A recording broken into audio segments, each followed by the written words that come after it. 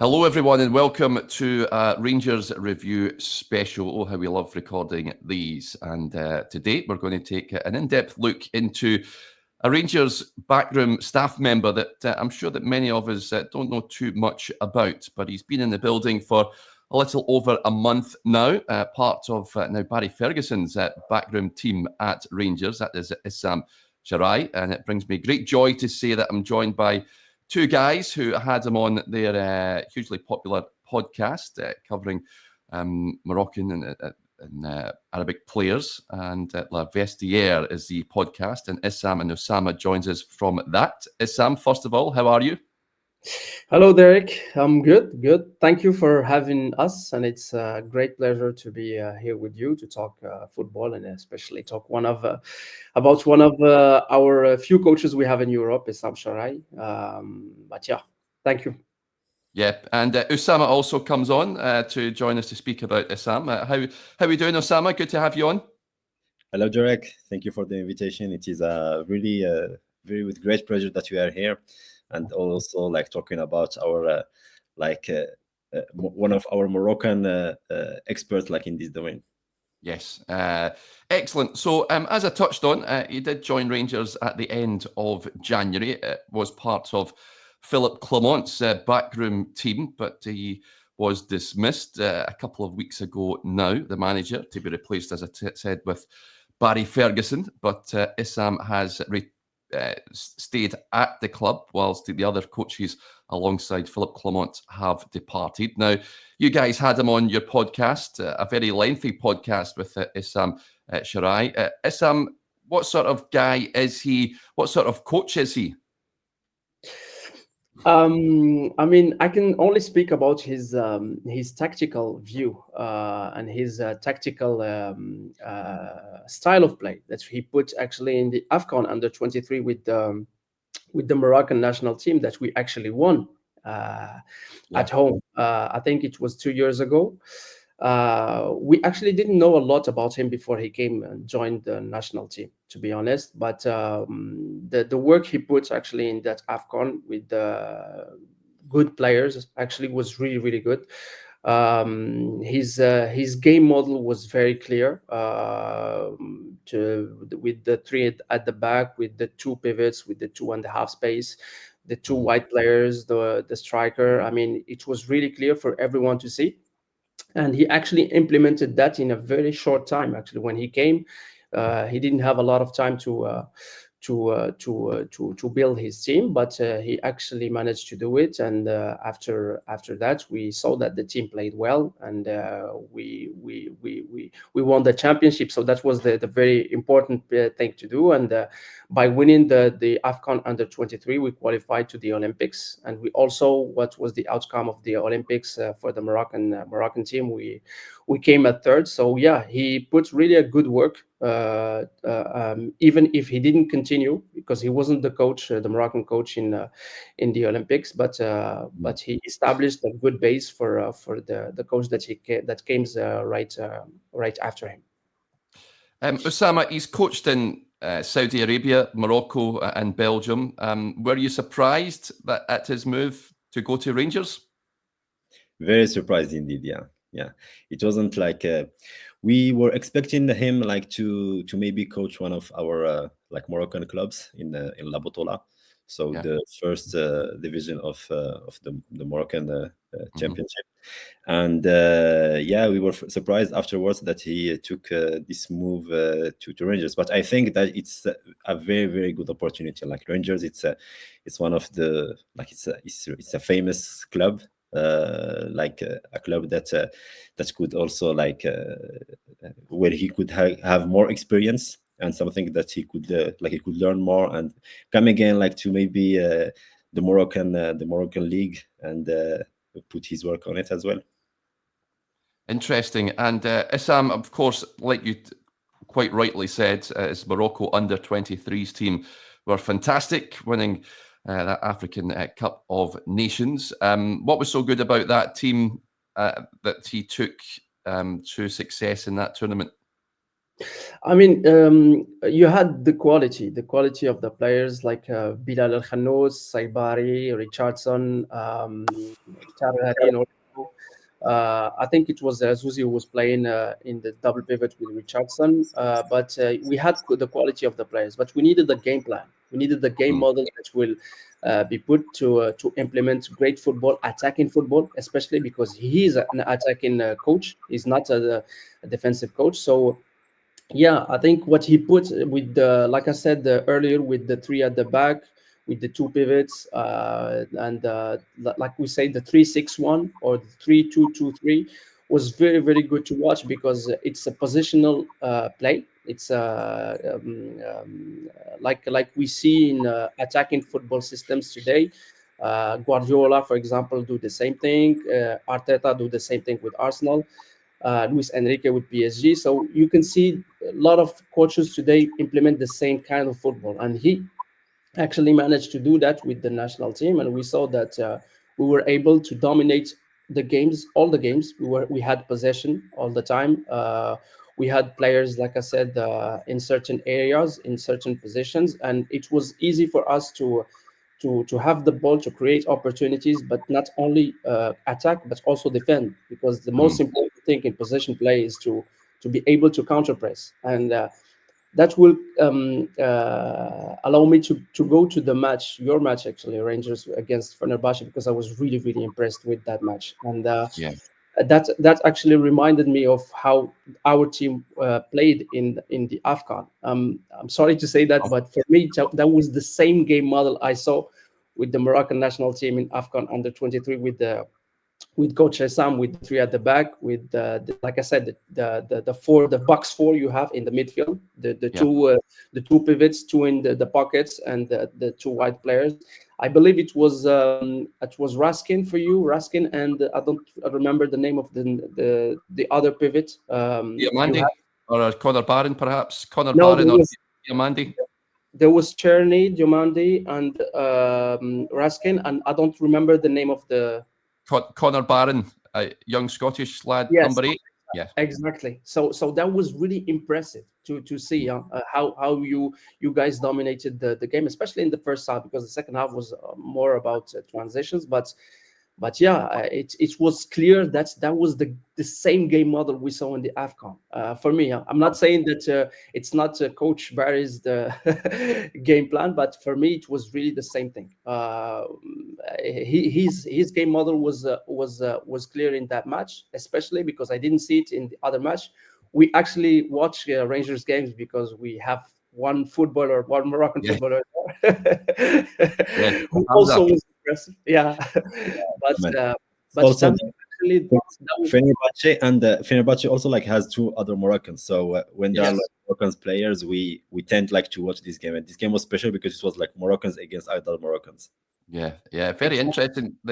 Very interesting that Issam. Oussama, did you watch the game as well? And could you see similarities with Rangers to that Moroccan under-23 team?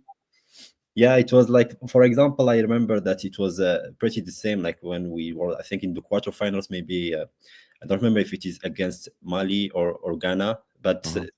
they were a team that was like that had the quality, has physicality. So it was very important to play on their like weaknesses and trying like to do more pressure, especially like in the build up.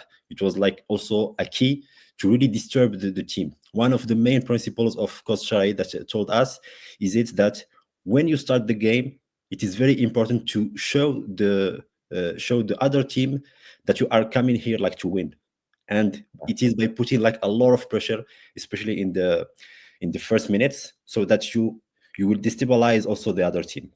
And I think it happened because like the first goal, it was also like a sort of I think it was a mistake from a Fenerbahce team member, and like the goal came, and then like all the other like tactics, even if it is coming like from Mourinho, it can destabilize the players. Mhm.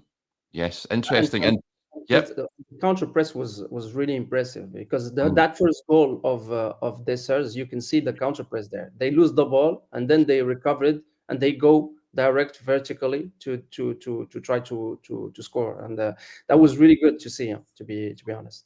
Yep. Just with one eye on next week, Issam, at Ibrox at the second leg. Do you think Rangers will play the same way there, or do you think should they change formation? Do you reckon? I don't think they will change. I think if they want to dominate the game again, if they want to win again, I think they should play the same system. We saw that that numerical superiority they had in the midfield was very, very important for them to go forward. Because Fenerbahce, they defended with three attackers, two midfielders, and five at the back also. And when you have four players against two, that was, like I said, the box four you had against I think it was Amrabat and Fred, if I'm not mistaken, from Fenerbahce. It's 4 against 2, so they can't actually defend there. You always had either Diomande or Cherny alone, and that's the main important thing to do when you play positional play, is to find the free man, to find the player that will be able to get the ball and progress with the ball. And that was the key actually of your progression ball in that match. And I think that it should continue in the second leg, and play maybe with the same game model and same system to try to win the game. And I think they have all what they need to win this game actually. Oussama, of course, we touched on Hamza Igaman. He's been a revelation at Rangers since they brought him in last summer. Do you think Rangers bringing in Issam could be partly to bring on Hamza Igaman more and aid his development? Well, I hope so. I don't know if it will really help him or not, but I know that Issam, it's like the coach Issam is someone that is like very objective on his work. So he will put always like the members that are really fit and ready for the match. We know it about it. He's not really, doesn't not really care about the names, but I hope that Igaman will like have the opportunity like to really improve. Especially like tactically, because I think the tactical work is something very important. Unfortunately, like background maybe does not help him like to have this aspect, but if he learns about that and that he could improve in this in the tactical play, it will really help him to improve. But technically, he's very good. We know that he has this engagement, like this hunger to win and to score goals and to help the team in all the ways. And maybe we'll have it even more with Issame Charai being there. Yeah. Issam, I mean, Hamza Igaman, is there a lot of eyes on him at the moment? And of course, international call-ups coming up. Do you think he will be called up to the national team? I think he will be there, especially because even today we have 3 strikers. One of them is injured, so it's Kabi who will, I think, miss this international break. So yeah, I think he will have his opportunity. Even if when you see, for example, the last matches with Rangers, he didn't score. I think he needs to get back to scoring again. I know that Dessers is playing well in yes. form, but yeah, as Moroccans, we wish him luck. We wish him to continue the run of matches he had. I think it was between November and December where he scored goals for you. So he's a very good player, very technical, very aggressive on the ball. He's physical, you see, and yeah, those type of attackers, especially for football, like we saw against Fenerbahce, is very important. If you have a striker like that who can go deep and also sometimes go wide, also sometimes gets the ball, link up and everything, it's very important for the positional play. So Dessers is good, and having an option with Igaman is also good to have another system also implemented in the future. But yeah, I think he will have his call, but he needs to get back to scoring for me if he wants to stay there. Yeah, he's slightly been off the boil in terms of goals in recent weeks. That's for sure. But certainly he's got all the potential there. Oussama, do you think Hamza could go all the way in the game and play for some of the top clubs in Europe if he continues progressing? Yeah, we believe in him. I think he got all the potential needed like for that. Yeah, he just had to continue to work on his tactical play, also like the physicality, like being able like to do pressure and to continue the match. It's something also that maybe we lack in some of the Moroccan players. So yeah, of course, I think it's he could have like all what is needed like to play in a big club. Yeah, and Issam, is it good seeing someone like Issame Charai? I mean, we don't see too many Moroccan coaches at top European clubs. Is there a lot of attention on him? And I guess lots of Moroccans will hoping that he does well there and makes an impression. I believe so. Yeah, I think like I said before we get into the podcast, I said that we don't have a lot of coaches in Europe today that coach big teams. Rangers is a big team, so it's a great opportunity for him to shine. And I believe that at some point, even the Rangers fan base needs to give him an opportunity, maybe at some point as first head coach for me, Yeah. because he has everything that a head coach needs to have in terms of football, in terms of management, in terms of tactical aspects to succeed. Because winning the AFCON under 23 is not an easy task, especially when we play at home, and he managed to do it in a good style, attacking style. And I believe that he can be able to replicate that with Rangers at some point. So we don't have a lot of names, and Issam is a good display of Moroccan coaches. So I wish he can succeed also with Rangers. Yeah, Osama, do you think he has a capability to be a head coach somewhere? And from having him on your podcast, do you get the impression that he will become the number one coach at the club, maybe Rangers or somewhere else? Yeah, he certainly have all the capabilities. Like the podcast that we have done with him, he showed us like everything that he does. Like in the tactical play, you can see that he has all the knowledge, and he's also like someone who adapts, and he prepares like all the matches before and try to look at the weaknesses of other teams. So it's he really puts a lot of efforts and a lot of dedication into his work. And something also very important is that he also cares like about all the players. So he could like he's someone that it's like Ancelotti. He remembered me of Ancelotti, who is like going like talking with each player, like even if there is like some extra problems or issues that the player has, he like he's there like to try to help him on that, because he knows that if a player is good with himself and that he doesn't have like a lot of issues, he can perform very well. So he really does care about a lot of like about all the details, not only like the tactics. And so he certainly have like all the capabilities like to make a head coach even into a big global nation. Yeah, interesting stuff. Well, it's been absolutely fantastic having both you guys on, giving us an insight into Issame Charai. I really appreciate it. So thank you for giving us some insight. Like I said before, he's someone, when he arrived at Rangers, I don't think too many Rangers fans were aware of his work beforehand, but we certainly will do now. So thank you. Thank you.